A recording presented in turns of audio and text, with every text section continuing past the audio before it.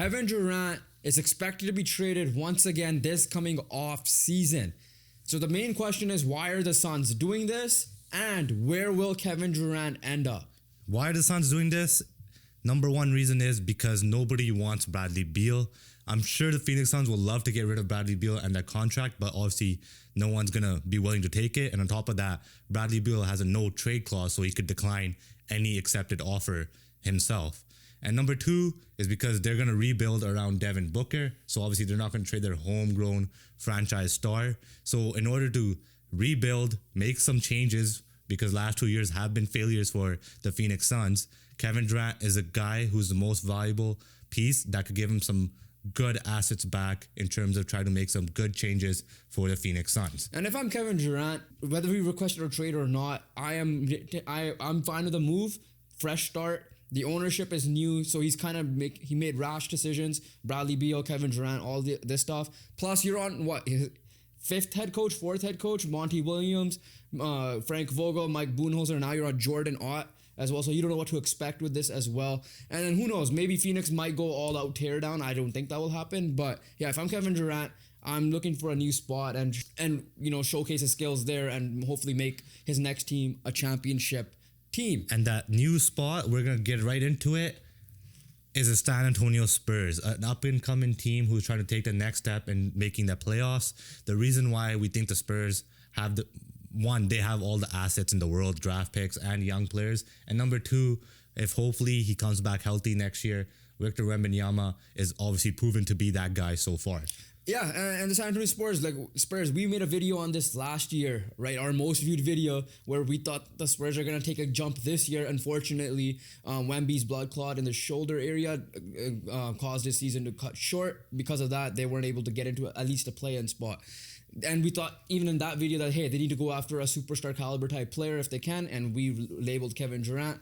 A year later, we might be proven right. It was a hot take then. Even I was like, what the hell are we talking about? And we might be proven right here. The Spurs make a lot of sense. One, his trade value isn't as high as Giannis Antetokounmpo's. Obviously, if Giannis is available, I might obviously you go for him because of the age gap difference. But with Kevin Durant, you get a bucket getter, right? You got De'Aaron Fox, Stephon Castle as your backcourt. If they should keep the number 2 pick, in my opinion, in this case, unless they use it on something else or trade down. You have Dylan Harper, who's another guard they're going to have off the bench.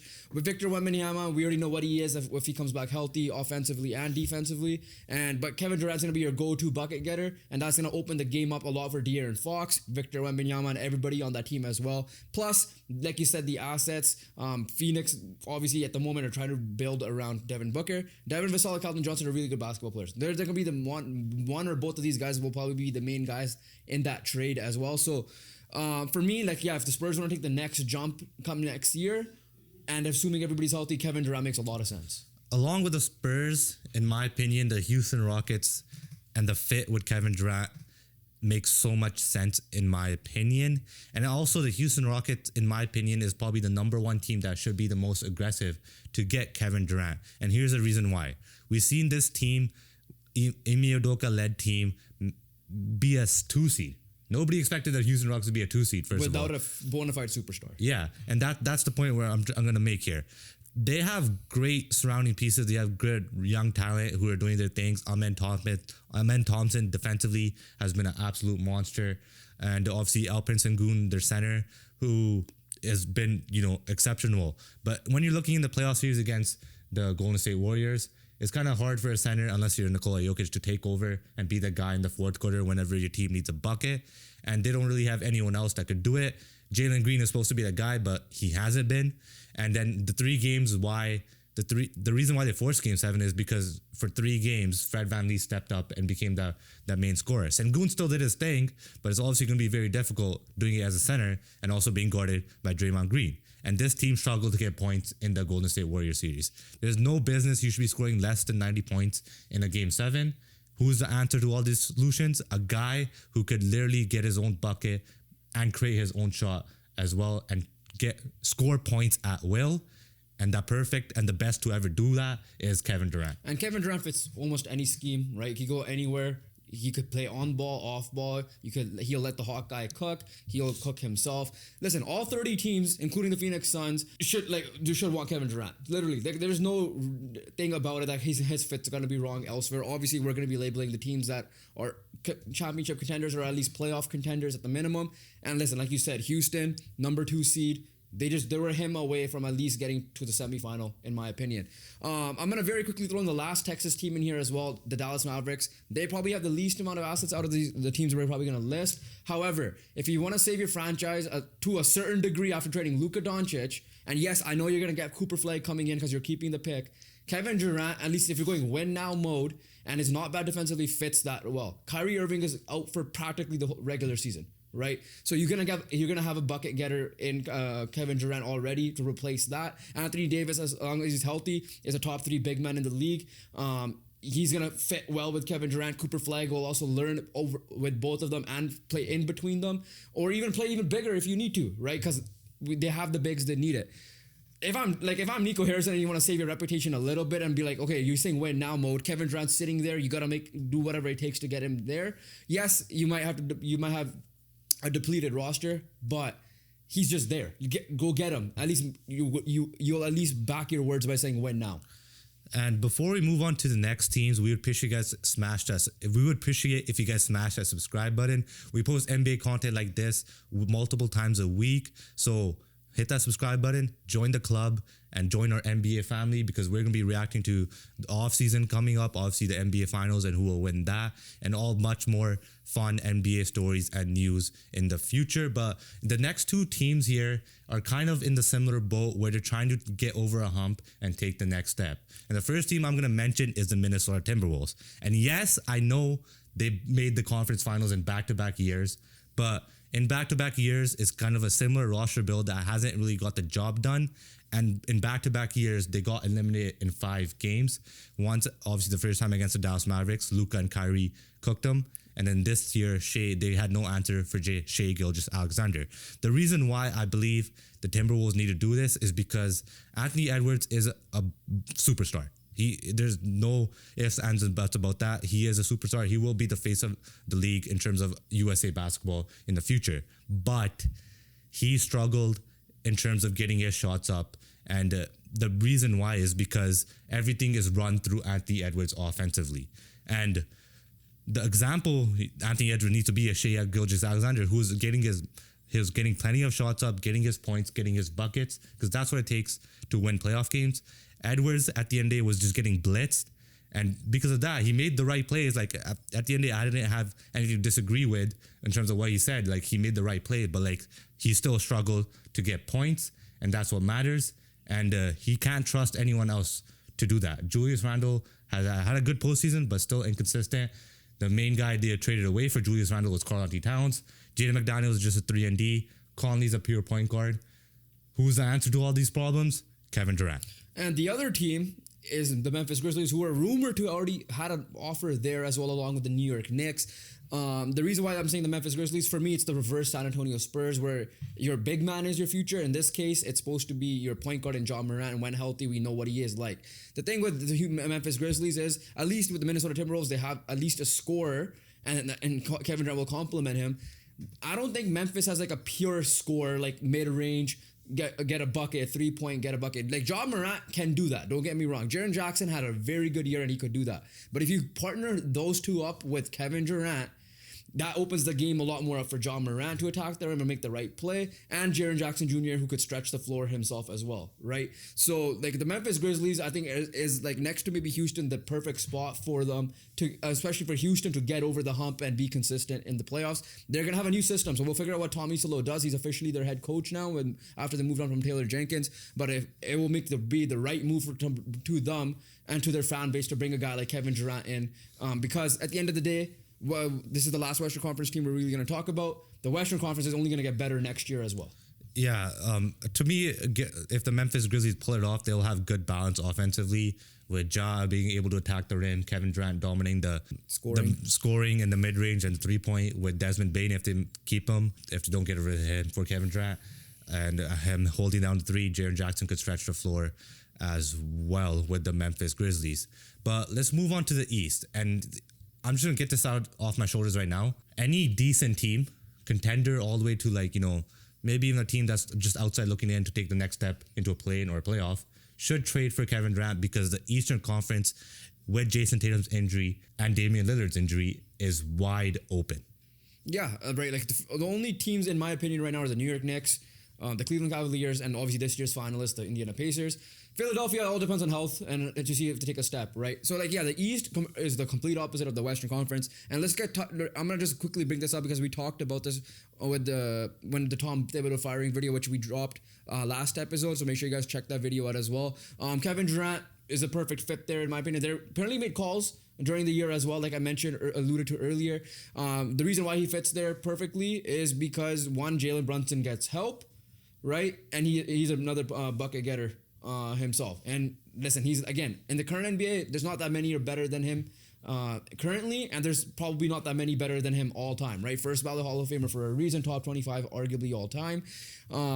Yeah, New York makes a lot of sense because next year, if they get Kevin Durant, you could probably pencil them in for the NBA Finals. Obviously, assuming what other moves happen. It's like essentially what I said about the Timberwolves and Anthony Edwards, but it's going to be a similar thing for New York Knicks, but worse for Jalen Brunson.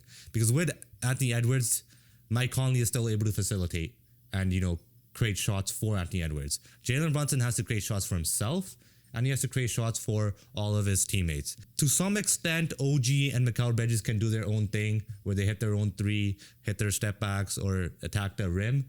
But bulk of it is because of Jalen Brunson. And with Tom Thibodeau's minutes, it doesn't help as well. And his usage rate being, pretty high in terms of what we see on the floor. We've seen Jalen Brunson get hobbled in these last two postseasons, and obviously that's not a good sign for the New York Knicks. Getting a guy like Kevin Durant, Jalen Brunson does not need to create for him at all because we know what Kevin Durant is, and puts pressure off of Jalen Brunson and also takes some load off of Jalen Brunson as well. The last team I want to talk about before we go rapid fire a little bit here is the Toronto Raptors. Your squad. I'm representing them a little bit today as well. It has been reported that they're big game hunting by many insiders, Brian Windhorst, Shams, and all these guys. We all know who they're looking for, and you know the answer to that. That's Giannis Antetokounmpo. If he does get traded, I expect Masai Ujiri to go all out for him because he's like the guy. But there's also a report that, hey, they'll check in on Kevin Durant because they want to make a big move. So I'm going to ask you this question from a Raptors fan's perspective. First, does trading for Kevin Durant only, because obviously you probably have to make corresponding moves, but does trading for Kevin Durant make you guys contenders? And should Kevin Durant want to go there compared to the other Eastern Conference teams or even Western Conference teams? I mean, should Kevin Durant want to go to Toronto Raptors? Probably not, just because, one, we disrespected him 6 years ago. Well, he's a fan here. He said he's fine with that. He is a fan because of Vince Carter, the guy's shirt you're wearing. That is true. Do I think we will be contenders with him with a wide open East as well, benefiting with that? I would say yes. I think we can make a Eastern Conference Finals with Kevin Durant, and here's the main reason why. The Toronto Raptors issue under Masai Ujiri, this obviously goes, in my opinion, to Lowry and DeRozan days a little bit as well. But so recently with Siakam and Barnes and obviously Van Vliet, the Raptors are better on the transition, better on the running gun, better on high-paced situations. But when it comes to their half-court offense, it's pretty stale in most parts and fairly inconsistent. So obviously they traded for Brandon Ingram, who's similar to Kevin Durant, similar build and similar play style, which is going to help in that situation. But if you're able to get Kevin Durant with that, now you have two guys who can get buckets out of any situation and late in the shot clock as well if they're struggling, and get tough buckets and create their own shots and score at will at any moment. That's going to help this team just propel more offensively because Scotty Barnes can't really do that. Quickly can't really do that. RJ could do it, somewhat. But RJ's probably going to be part of the but and then if I'm just mentioning our current roster, Grady Dick is more obviously better suited for catch and shoot situations as well. Yeah. So yes, I do believe 100% that the Raptors team will be able to propel into contendership potentially because and it also does help when you have the Eastern Conference. Obviously, exception of the Kawhi year is what you meant. Yeah. And when you're saying that, like when it comes to half-court offense, would you trade for Kevin Durant though? Okay, I would trade for Kevin Durant. The issue with Kevin Durant is not obviously not what's going to happen to our team. I think our team will be way better and more fun to watch. But the issue is like, how long will we have Kevin Durant for? The reason why Giannis is obviously the better option is one, because he's 30 years old and he's still a perennial MVP contender. He's a top 3 player in basketball, in my opinion. He's literally a top 3 player in basketball, and you're going to have that for at least 5 more years, in my opinion. Whereas Kevin Durant, a guy who's like literally 37, 38, who has few years ago now has coming off of a torn Achilles, which is obviously not a good sign still. But still killed it. But still killing it. He's still killing it. Like one of the rare players that I've seen still play at the same level after a torn Achilles. But he's up there in age. We don't know when he could retire. Knock on wood, hopefully he doesn't get injured or anything. But that's still a possibility at his age. And so the question becomes, how many years of Kevin Durant will we have, right? Like at the end of the day, this could be this 1 year, and it could be like Kawhi Leonard, maybe potentially, where it'd be that one-off. But overall, I'm assuming Masai Ujiri wants to make a deal where he does. It's not like 2019 where it just happens for 1 year, right? And you fall back down again. Yeah. I'm pretty confident he's trying to do it for many years and really be a perennial contender now. So I'm going to bring up some rapid fire before we make our final predictions that could fall under this category. Again, a lot of teams in the East especially could make this move. Right before we hit record, Miami Heat are in on it. I think they need to pounce on it if they really want to be competitive. 100%. Orlando Magic, I know you're 100%, yeah. You're just like, okay, yeah, why couldn't this happen last year if possible? I'm going to throw in, obviously, I'm going to throw this one team in. Oh, sorry, Atlanta Hawks first. Yeah, they're that Raptors type team, I guess you could say. The Atlanta Hawks kind of fumbled the bag because they did, like a few years ago, had a lot of young players and a lot of assets. So they could have packaged up to make a big move. They still obviously didn't do it, but like it's better late than never, in my opinion. Yeah. This is the one where it's kind of interesting. The Philadelphia 76ers. You're expecting them to be better next year, Joel to be healthier. Paul George is in my opinion, should be better and motivated, right? But do you move off of Paul George, who could also help Phoenix to a certain degree, and then bring in Kevin Durant? Yes. You're getting an upgrade. You're getting a better player, and you're getting a playoff proven player, and you're getting a championship and a finals MVP player. So 100%. If you have a chance to upgrade, you upgrade. Simple as that. All right, prediction time here. Where do you want to see Kevin Durant next year outside of the Toronto Raptors? And where do you think he'll be playing basketball come October? I can't see any other team than Toronto Raptors. A team that I think that, along with the San Antonio Spurs, I think the Houston Rockets make the most sense in terms of fit. And in terms of teams that I feel like should be the most aggressive, I think it should be a team like Minnesota. But also I think Houston should be that team as well, just because they already made the playoffs and they're trying to look to take the next step. So in my opinion, Houston should be the most aggressive. Houston makes sense in terms of fit. So my prediction will be the Houston Rockets. So I agree with you. Houston should be the most aggressive, I think, out of this list for me. But I'm going to throw a caveat in there where I want to say the Spurs as well because of bias. But with caveat, if Giannis is not moving, right, then I'm going to predict that he will become a San Antonio Spur. If Giannis is moving, I think Giannis might either be a Spur or a Raptor. So as long as he's not a Spur, I think Kevin Durant is going to be a San Antonio Spur. If not, I think he's going to be a New York Knick. So those are my two teams as well, because I think the Knicks might make a move because they were already interested as it is. But overall, that's our predictions. Comment your predictions down below. We talked about Tom Thibodeau. Speaking of the Knicks getting fired, check out our reaction on this video popping up. We'll see you guys over there. Hit the subscribe button, and we'll catch you guys at the next one. Peace.